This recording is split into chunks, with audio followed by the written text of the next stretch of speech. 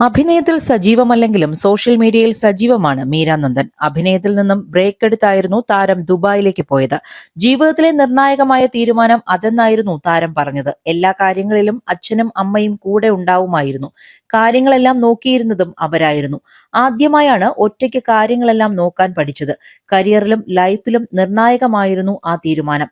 Dubai ജീവിതത്തിലെ വിശേഷങ്ങളെല്ലാം social മീഡിയയിലൂടെ പങ്കിടാറുണ്ടായിരുന്നു. വിവാഹശേഷം ദുബായിലേക്ക് മാറേണ്ടി വരുമോ എന്നായിരുന്നു ആശങ്ക. ലണ്ടനിൽ സെറ്റിലാണെങ്കിലും മീരയ്ക്ക് ദുബായിൽ തന്നെ തുടരാമെന്നായിരുന്നു ശ്രീജു പറഞ്ഞത്. അറേഞ്ച്ഡ് മാരേജിലൂടെ ആയിരുന്നു ഇവരൊന്നിച്ചത്. എന്താണ് വിവാഹം കഴിക്കാത്തതെന്നുള്ള ചോദ്യങ്ങൾ നേരത്തെ കേട്ടിരുന്നു. അച്ഛനും അമ്മയുമായിരുന്നു സ്ഥിരമായി ഈ ചോദ്യം നേരിട്ടത്. പലപ്പോഴും ഉത്തരം പറയാനാവാതെ വിഷമിച്ചു പോയിട്ടുണ്ടവർ. വിവാഹം തീരുമാനിച്ചപ്പോൾ ഏറെ സന്തോഷിച്ചതും അവരാണ്.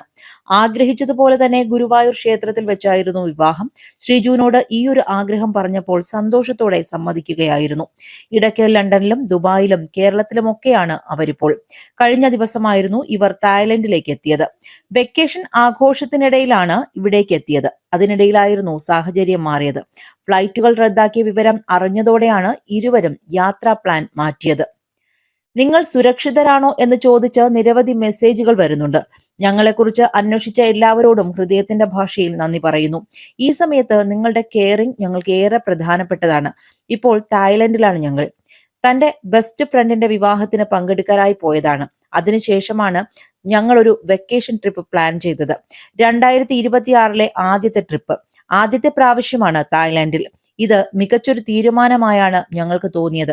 അത്രയും മനോഹരമായിരുന്നു ആ നിമിഷങ്ങൾ. തിരിച്ചു വരാൻ ഒരുങ്ങുന്നതിനിടയിലാണ് നിർഭാഗ്യകരമായ സംഭവത്തെക്കുറിച്ച് ഞങ്ങൾ അറിയുന്നത്. എങ്ങനെയെങ്കിലും UAE തിരികെ എത്താനായിരുന്നു ആഗ്രഹിച്ചത്. ഇന്ത്യയിലേക്ക് തിരികെ പോകാൻ പറഞ്ഞ് കുറെ പേർ വിളിച്ചിരുന്നു. സത്യം പറഞ്ഞാൽ UAE മടങ്ങാനാണ് തങ്ങൾ ആഗ്രഹിച്ചത്. വീട് എന്ന് തോന്നുന്ന സ്ഥലത്തിനോട് മാത്രമേ ഇങ്ങനെയൊരു ഫീലിംഗ് തോന്നൂ. എപ്പോഴാണ് തിരിച്ചു വരാൻ കഴിയുന്നത് എന്നത് ഇപ്പോഴും ആശങ്കയായി തുടരുകയാണ്. പ്രതീക്ഷയോടെയാണ് ഓരോ ദിവസവും നീങ്ങുന്നത്. വീട്ടിലേക്ക് എത്തുന്നത് വരെ ഇവിടം ഞങ്ങളുടെ വീടായി മാറ്റാനുള്ള ശ്രമങ്ങളിലാണ്. 11.5 വർഷമായി താൻ UAE വന്നിട്ട്. 1.5 വർഷമായി ശ്രീജുവും കൂടെയുണ്ട്. ശ്രീജു പോലും തിരികെ UAE പോവാനാണ് ആഗ്രഹിക്കുന്നത്. അതിൽ നിന്നും മനസ്സിലാക്കാം നമ്മൾ അവിടെ എത്രത്തോളം കംഫർട്ട് ആയിരുന്നു എന്നത്.